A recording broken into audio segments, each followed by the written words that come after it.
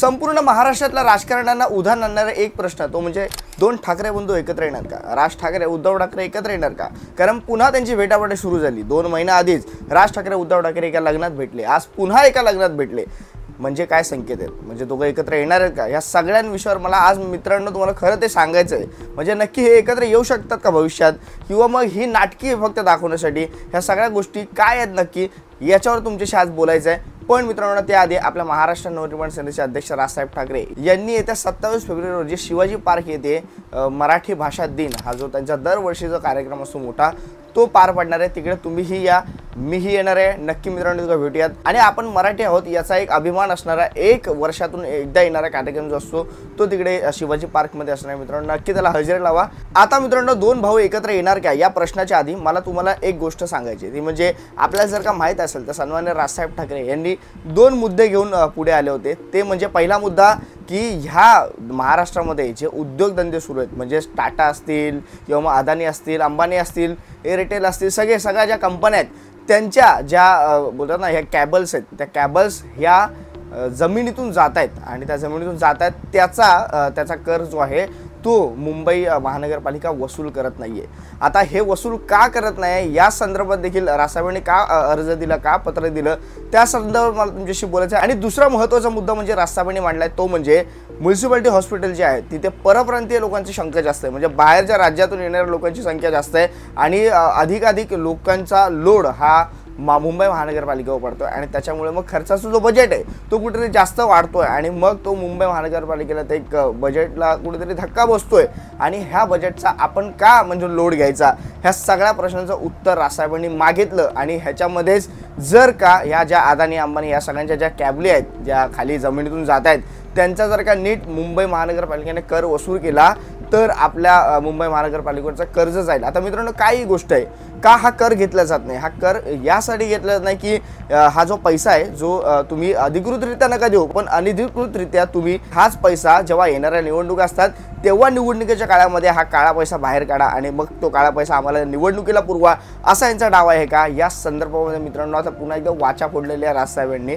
आणि हा जो मुद्दा आहे खरं तर हा मुद्दा घेतलेला आहे तो राजसाहेबांनी खरं चांगला मुद्दा उपस्थित केला आहे। कारण मित्रांनो आपण जर का पाहिलं तर भरपूर पैसा जो आहे तो त्याचं बर्डन हे मुंबई महानगरपालिकेवर येते आणि हा पैसा जर का इथून आला तर मुंबई महानगरपालिकेचं बर्डन जे आहे ते कमी होऊ शकतं। आणि जो दुसरा मुद्दा राजसाहेबांनी मांडला जो म्युनिसिपालिटी हॉस्पिटलमध्ये परराज्यातून लोक जे येत आहेत आणि आपल्या राज्यामध्ये आपल्या म्युनिसिपालिटी हॉस्पिटल्समध्ये मोफत इलाज करतात। आता तो मोफत इलाज करा नाही असं नाही पण तो जो आहे पैसा जो खर्च केला जातो प्रत्येकावर तो बाहेरच्या राज्यातल्या लोकांचा बर्डन आपला मुंबई महानगरपालिकेवर पडतो। आणि मित्रांनो आता मला तुम्हाला ती गोष्ट पण सांगा माझ्या मध्ये मला मुलगा जेव्हा झाला आणि माझ्या वाईफचं जे मी म्युनिसिपालिटीमध्येच ऑपरेशन वगैरे सगळ्या गोष्टी केल्या बाळात पण सगळ्या गोष्टी म्युनिसिपालिटी हॉस्पिटलमध्ये केल्या तिकडे गरोदर बायका होत्या ते मराठी नव्हत्याच कोणी ते मोजक्याच हातावर मोजण्यात का 2-3 असतील फक्त मराठी बाकी सगळे परप्रांतीय लोक आणि ते परप्रांतीय लोक त्यांना 2-2 मुलं आहेत तरी पण ते 2-2 मुलं परप्रांतीय जे आहेत महिला ते 3-4 मुलासाठी बाळातपणासाठी तिकडे।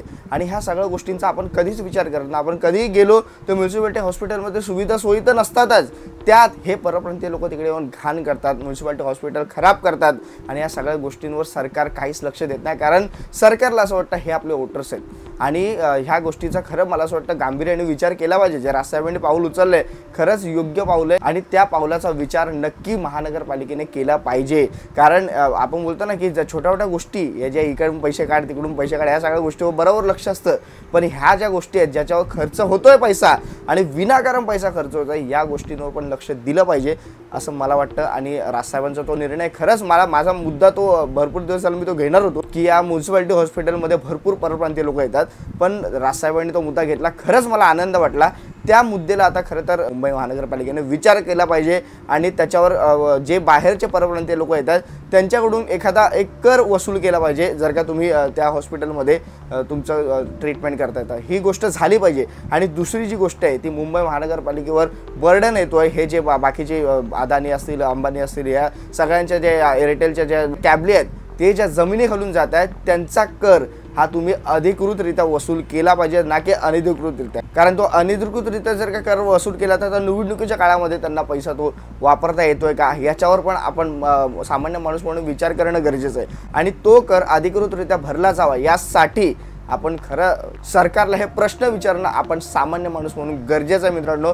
तर ह्याला मला असं वाटतं ह्या दोन जे मुद्दे राजसाहेबांनी घेतलेत, खरं तर मला त्याबद्दल व्हिडिओ बनवायचा होता, पण 2 दिवस झाले मी थोडं बिझी होतो आणि त्याच्यामुळे मला व्हिडिओ बनवताना आला। पण हे महत्त्वाचे मुद्दे आहेत आणि मला असं वाटतं ह्या मुद्द्यांवर राजसाहेबांनी खरंच ठाम राहिलं पाहिजे।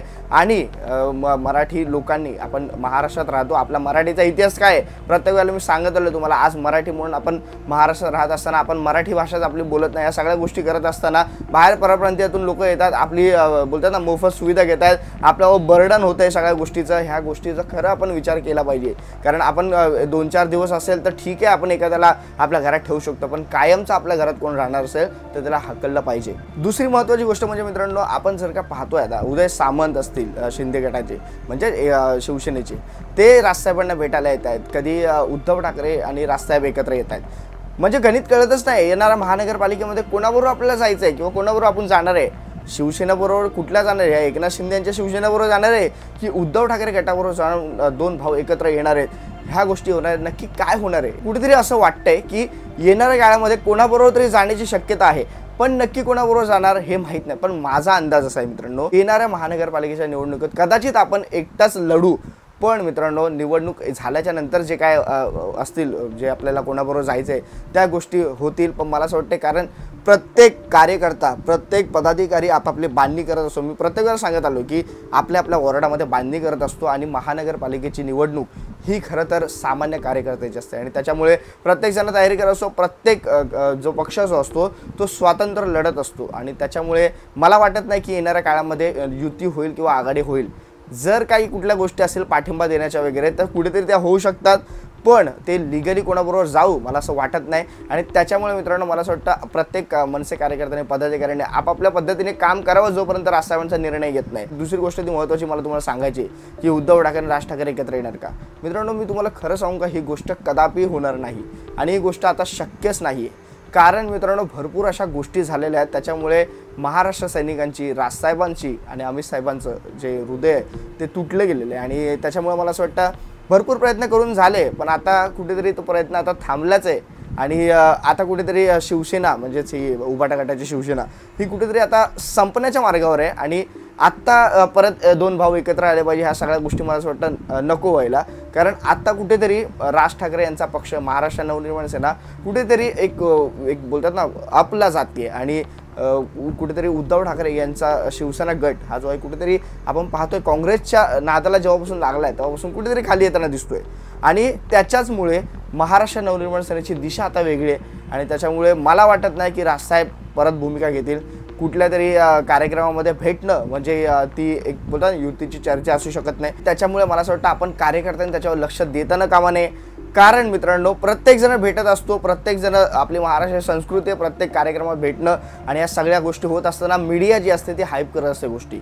जर का ह्या गोष्टी आपल्याला खरंच हाईप करायच्या असतात आणि ती एक राजकीय स्ट्रॅटेजी असती तर स्वतः मला असं वाटतं पक्षातल्या कार्यकर्त्यांनी, पदाधिकाऱ्यांनीच ही पोस्ट हाईप केली असती, पण ही कुठेतरी मीडियाद्वारे 2-4 फोटोज टाकले जातात आणि ते बोलतात ना की विनाकारण ते व्हायरल केल्या जातात आणि मग काही लोकांना फेमस होण्यासाठी ते चर्चा सुरू होते 2 ठाकरे एकत्र येणार का, तर 2 ठाकरे एकत्र येणार का, तर याच्यानंतर मला तरी वाटत नाही। कारण मित्रांनो आजपर्यंत उद्धव साहेबांना असं वाटत होतं की मी जो आहे तो मला गरज नाही कोणाची, तर त्याच्यामुळे राजसाहेबांनी 2दा प्रयत्न केले आणि 2दा आपल्याला अपयश आलं महाराष्ट्र नवनिर्माण सेनेला। कारण उद्धव साहेबांना असं वाटलं होतं की माझ्याकडे आता सत्ता आहे, मला आता सध्या कोणाची गरज नाही आहे। पण आता मला असं वाटतं आत्ता देखील ही महानगरपालिकेची निवडणूक आहे ती प्रत्येकजणांना असं वाटतंय की 2 भावांनी एकत्र आलं पाहिजे, पण ते तेवढं सोपं नाही मित्रांनो। पण मला असं वाटतं ना ह्या 2 भावांनी एकत्र आल्याच्या नंतर जास्त नुकसान होऊ शकतं। ह्या गोष्टी मी का बोलतोय, कारण कुठेतरी एक बोलतात ना उद्धव साहेबांचा तो मीपणा हा कुठेतरी नडू शकतो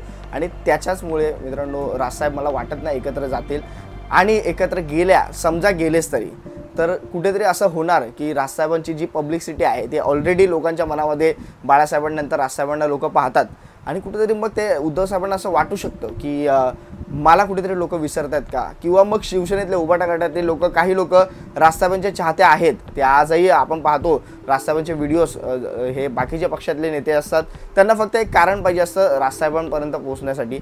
आणि जर का पक्षाचे नेते जर का राजसाहेबांबरोबर युतीची भूमिका घेतात, उद्या जर का बीजेपीबरोबर जरी राजसाहेब गेले तरी मला असं वाटतं बीजेपीतले बरेच लोक आपल्या महाराष्ट्र नवनिर्माण सेनेमध्ये येतील। आणि राजसाहेबांची ही क्वालिटी आहे मित्रांनो, की आता कसं आहे, पक्षांच्या अंतर्गत काम करत असताना आपण लिगली मनसेकडे आकर्षित होऊ शकत नाही, बाकीच्या कार्यकर्त्यांचं सांगतोय.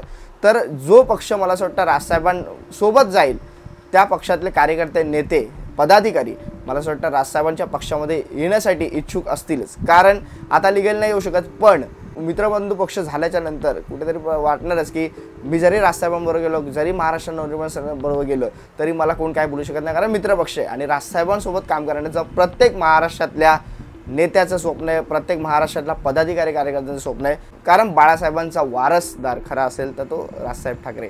आणि आपल्या सगळ्यांना ही गोष्ट माहिती आहे आणि त्याच्यामुळेच आपण पाहतो आज शिवतीर्थावर प्रत्येकजण जातात, हे राजसाहेबांसाठी जात नाहीत, कारण राजसाहेबांची त्यांना गरज आहे म्हणून जातात. मी सांगितलं तुम्हाला की मातोश्रीवर बाळासाहेबांची गरज आहे म्हणून लोक जायचे, बाळासाहेबांना गरज आहे म्हणून लोक जात नव्हते. आणि हीच परिस्थिती आता आपण पाहिलं, आजचीच दुपारची गोष्ट आहे, LIC मधील कर्मचारी जे आहेत ते राजसाहेबांच्या शिवतीर्थ येथे गेलेत आणि मागणी करतायत की आमच्या ह्या इच्छा पूर्ण करा.